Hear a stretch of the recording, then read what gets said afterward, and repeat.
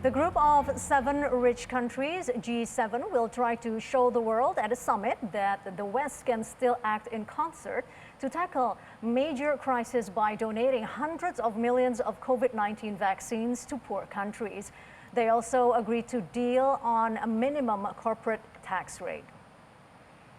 Member nations have also agreed to support a global minimum corporate tax of at least 15% to deter multinational companies from avoiding taxes by stashing profits in low-rate countries.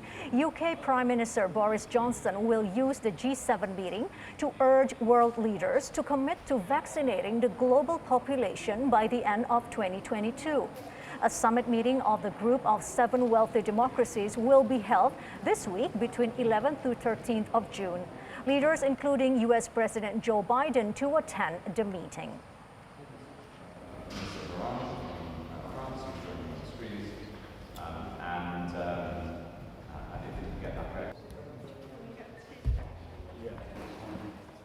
Still on the G7, Australia warns global leaders that the risk of conflict involving China is rising as the world faces a period of uncertainty. Australian Prime Minister Scott Morrison will be a guest at the G7 summit alongside leaders of global powerhouses, including Canada, France, Germany, Italy, Japan, UK, and the US. The summit will be held this week.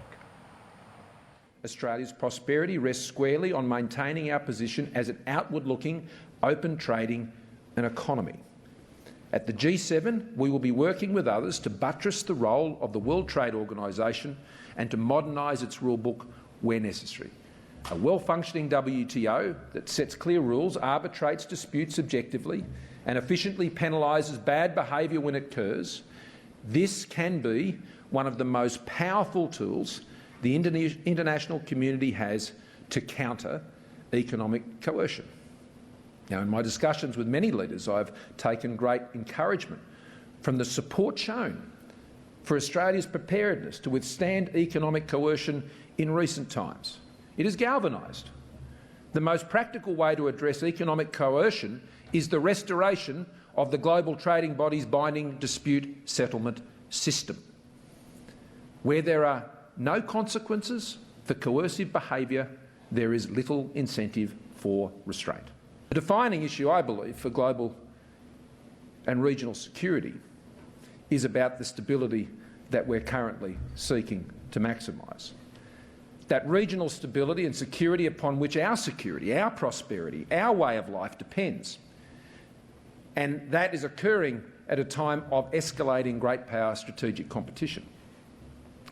Rapid military modernisation, tension over territorial claims, heightened economic coercion, undermining of international law, including the law of the sea, through to enhanced disinformation, foreign interference, cyber threats, enabled by new and emerging technologies.